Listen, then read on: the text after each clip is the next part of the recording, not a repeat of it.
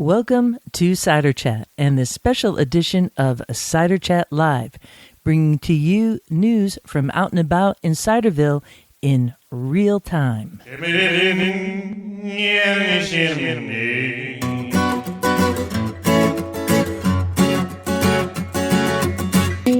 Hello, my name is Rhea Windcaller, and I am the producer and cider MC at Cider Chat.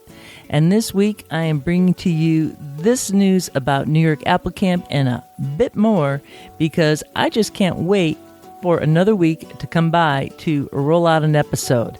And you know that I've been rolling out episodes now coming down from Vermont. Yes, straight down from Vermont, right before those floodwaters have been kind of hitting that beautiful state in a hell of a way. And also all of the Northeast. So we'll be talking a little bit about that. And then I want to be sharing with you a conversation I had with the producer of next week's event called New York Apple Camp. And I have a little bit more to share too. So hang on to your glass. I hope it is filled with a wee bit of cider, because I have some news out and about in Ciderville for you in real time. Cider Chat is listener supported, so if you're getting value from this podcast, do consider becoming a patron today. So a big shout out to all those fine patrons over at the Cider Chat Patreon page. You can find the links all at ciderchat.com. But we also have sponsors too, and one is called Fermentis. They are curators of yeast cultures, and more recently, they have added to their complement. Originally, they only had one yeast specific for cider. Now, they have other yeasts, too, that you could use and play with, because I know I've used their Saison yeast, and that would typically be for a beer, but back in the day, I was making like a Saison profile to my cider, and it was great. It was delicious. But now that they have cider-specific yeast, I've been trying those, and I've been hearing from folks, and they're having some good luck. So if you tried Fermentis before, this is your chance to retry it again, because we are in the thick of the beginnings of cider making season. People are pressing apple juice now, especially if you're in those like perfect areas of the world where the apples are coming in. You're thinking cider making and planning ahead. Now, originally, Fermentis had one type of cider yeast, and now they have a complement of 4. And the first one I want to talk to you this week about is AB1, which stands for Apple Balanced. And this yeast is going to provide a balanced cider, because it's AB1, and it ensures a very good assimilation of fructose and is excellent for low-gravity ciders, which is just perfect for, well, this time of year. It is so hot out there. I just love a low-gravity cider. I don't want to miss out. I want to have something with my corn on the cob or my seafood, or, a burger, a low-gravity cider in the middle of the day. Why not at that picnic? I'm there. So AB1, that SafCider, here's a couple more profiles on it. It's a delicate aromatic profile combining fresh and elaborate fruit notes with a balanced mouthfeel. That is key, right? It's always about the mouthfeel. I like a cider that kind of like draws a little bit out of the glass and says, keep on sipping. And that's what the AB1, I believe, does. I've had good luck with it. And it's suited for difficult fermentations too. So if you're kind of new to the game, or you've been in it for a while, make your life easy. You don't have to complicate it. Yeast is like the backbone of every cider, but don't complicate it. Try the SafCider from Fermentis. Get more info at fermentis.com. Alrighty, I want to get to the cider and cheese of this Cider Chat Live, which is kind of the feature reason why I have you here, and that is to hear from Elizabeth Ryan, who has put together an amazing event coming up next week on July 28th and the 30th. And that is New York Apple Camp.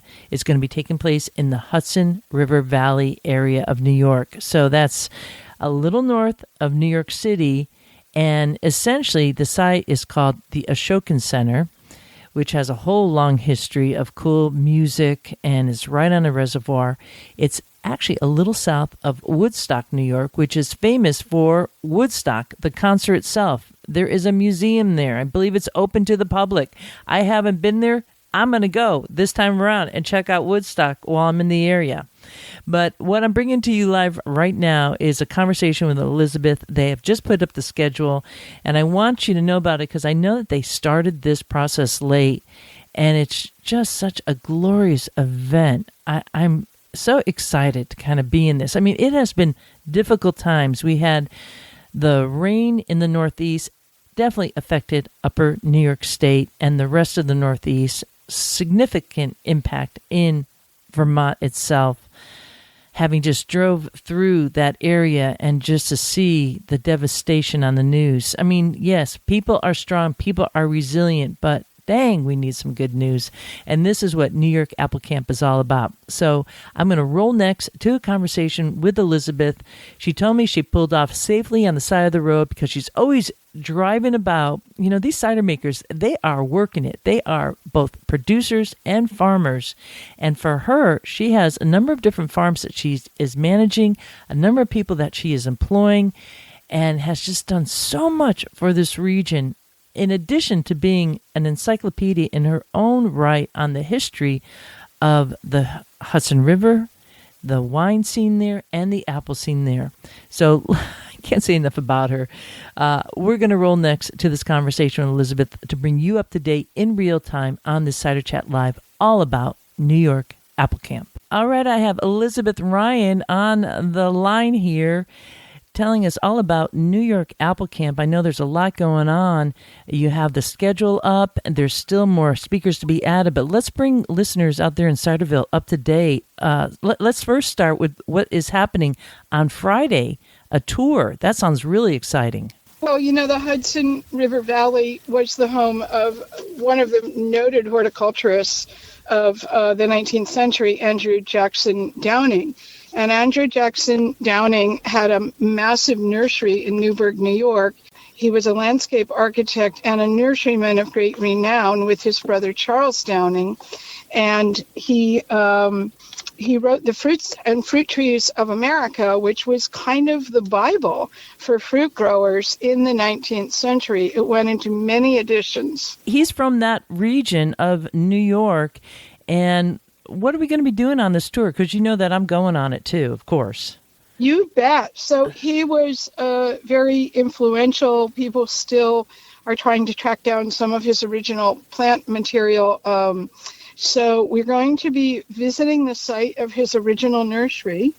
And then we are going to Downing Park. And then we are going to actually lay flowers on his grave at special request of some of the people with our group. Then we are going to have lunch in Milton, New York, overlooking the Hudson, and then we are going up to Esopus, where the famed Esopus Spitzenberg is from. And you see this juxtaposition of these very old farms, important nursery sites in the Hudson Valley, but also with all the growth and development and gentrification and tear down. So this is a chance to really pay homage and look at a kind of very important forgotten piece of apple history.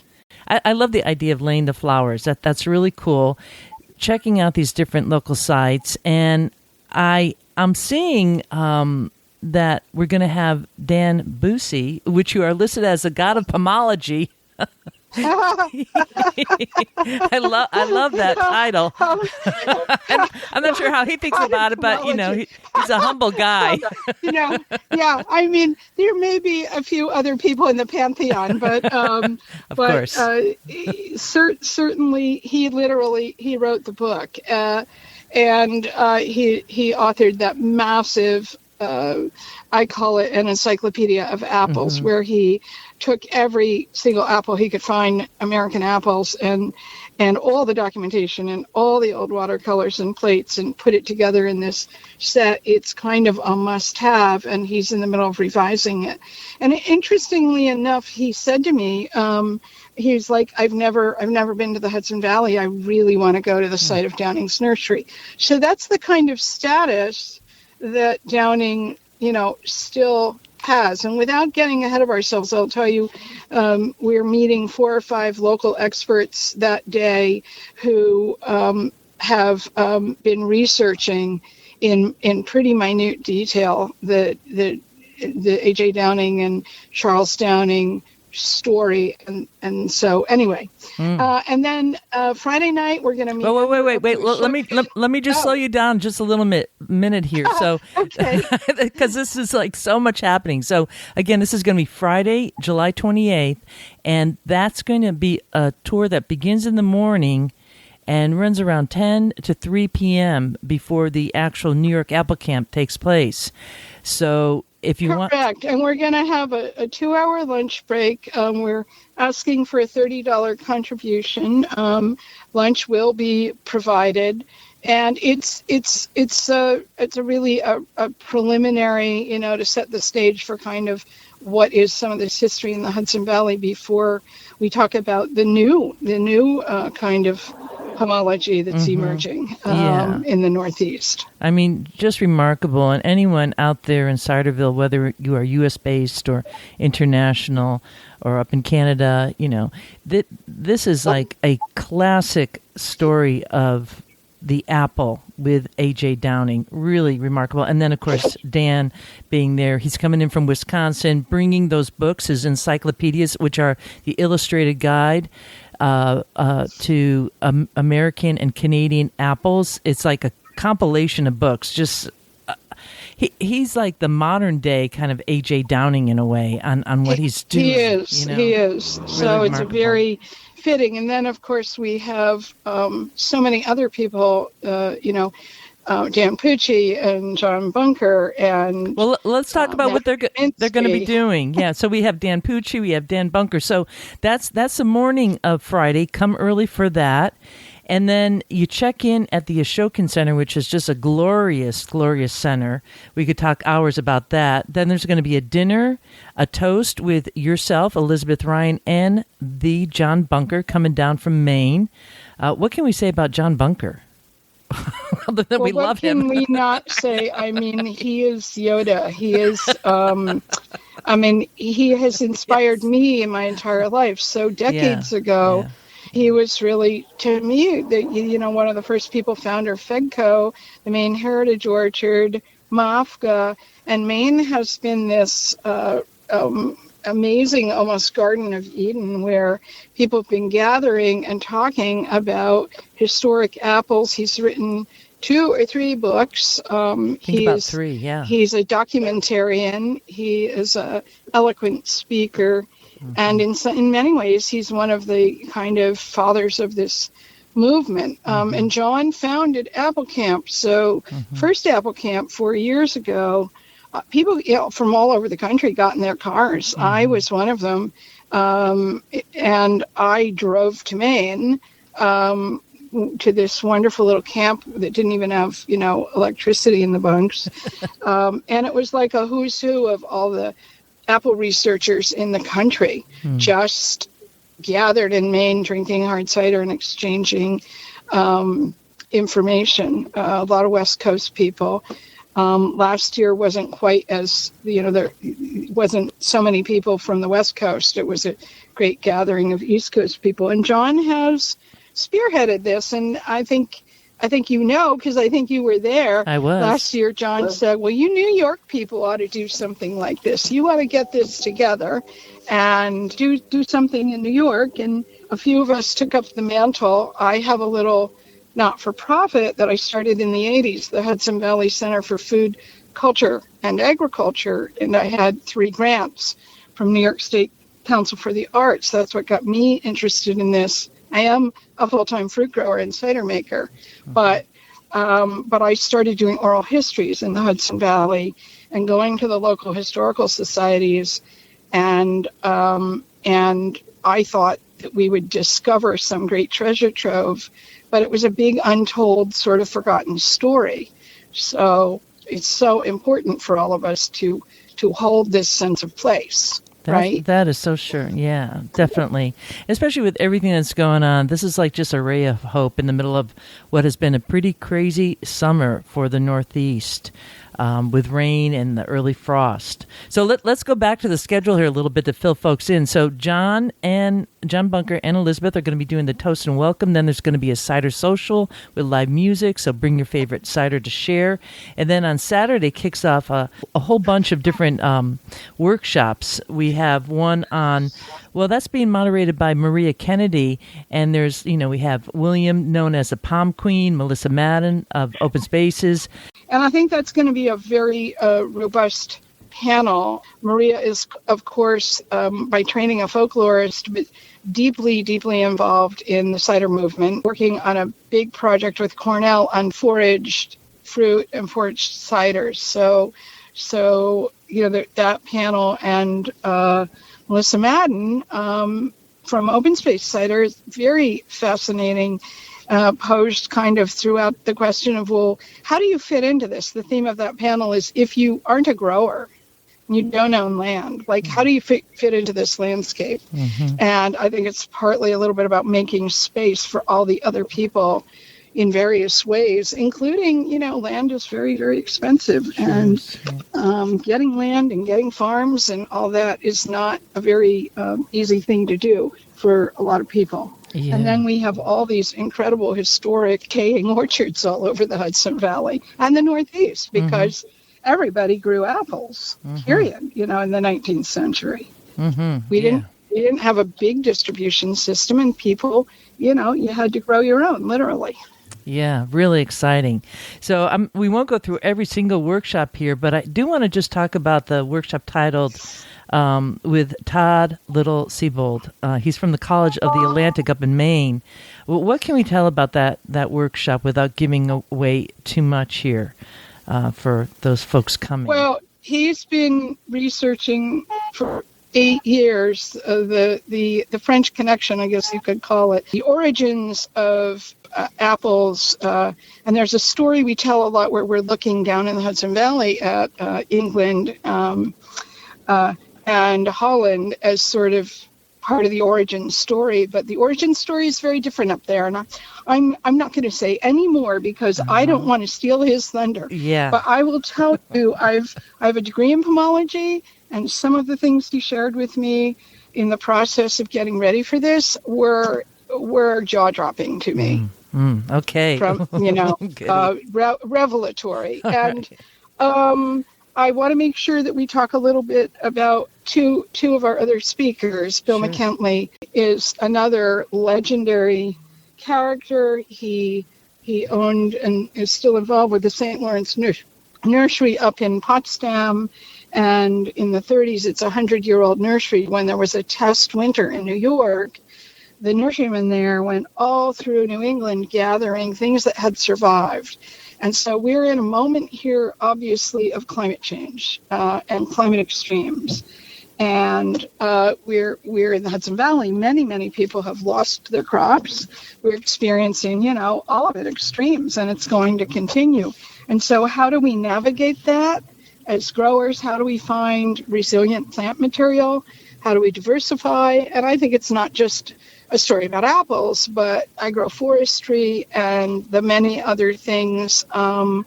I believe that Eliza Greenman is going to be talking about mulberries. Among other things, her quest for the Downing mulberry. Matt Kaminsky, who's been foraging and writing for a long time, is going to be talking about the new kind of paradigm, the new Pomona, the new way of thinking about this stuff.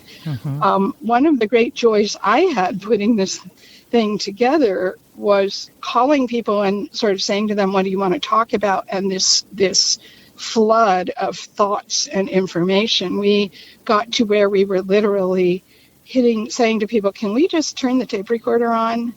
Because we have somehow just tapped into this great movement and vein of information, and it's partly pomological. And then Dan Pucci is doing a wonderful curated how to taste cider panel in the evening and another big cider session. We want to make sure that there's some recreation built into this. The Ashokan campus is on the Ashokan Reservoir. It's very old. It's very beautiful. It's Jay and Molly and Ruthie Unger who run it, and they have many fiddle and dance camps. It's kind of a remarkable resource here in the Hudson Valley. So we were very lucky to grab it on the absolute only date they had free all year. Incredible. One more thing. Sure, please. So it's $300 to come. That's 5 meals and 2 overnights, but no one will be turned away. It's pay what you can, and you can pop in and out. And we are especially reaching out to some of the local folks here and asking that it's like, come and join us for the cider share, or come and hit one session. I know some Cornell folks, the head of extension, the head of the lab. I think we have some growers. It's a very busy time for growers, but we don't want people to feel that either the price or maybe they can't come to the whole thing is a barrier. Because we have an extraordinary gathering of leading thinkers and practitioners. Your generosity is always so abundant, and we know where your heart is. So, Elizabeth, thank you for doing this. I can't wait to see you at New York Apple Camp. Thanks, Rhea, and the amazing Rhea Wingcaller, of course, will be taping and documenting all of this. And we are very grateful to you, Rhea, because you keep amplifying the message in such a charming way. Well, thank you. And I am just thrilled to be there with my little jug of cider. So we'll see everybody at Apple Camp, and I'll be seeing you soon. All right? Great. Thanks. Thanks. Have a great day. Bye-bye. All right. Once again, New York Apple Camp's taking place July 28th through the 30th. I hope to see you there. To find out more info, in your browser, put Hudson Valley Center for Food, Arts, and Ag. It's a .org. So it's HV Center for Food, Arts, and Ag. And that is a nonprofit that she founded so many years ago. And that's where New York Apple Camp will come up. Or you could just put in the browser, your search engine, and ask for New York Apple Camp, and the Eventbrite will come up there. That's a little ticketing agency that helps you get in on this. Check out the schedule. It's going to be awesome. I can't wait. I need something like this for the summer. It's been smoky from the fires happening up in Canada. It's raining once again outside. It's green for sure, but I have to say I haven't been out on my porch too much. But that's okay, because I have more good news from out and about from Ciderville for you. Stay tuned. Coming up in a whole bunch of episodes, I'm going to be focusing in on one particular state and talking about both the landscape, the foods, the sites, the culture, and the ciders. Are you ready? You're going to be kind of surprised, because I don't think you're going to be typically thinking that this is a state that I would associate with ciders. But, you are in for a treat. So imagine with me a getaway where you are experiencing both the great outdoors and exquisite flavors. If you're with me so far, and I know you are, then join me with a trip on discovering Idaho. Yes, Idaho. It's not just about potatoes.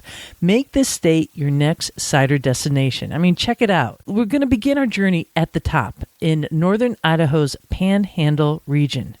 It's just, right on the border of Canada. So you are in some amazing country.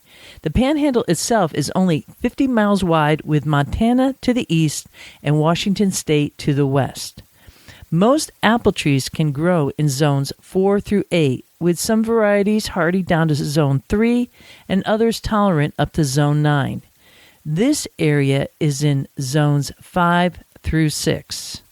Now, let me just give you an idea of the region itself. The highest point in northern Idaho is found in the Selkirk Mountains, and that is known as Chimney Rock. Chimney Rock is the highest point, and it is considered a truly awe-inspiring sight that appears more like a sentinel from a fantasy realm than a simple geological formation.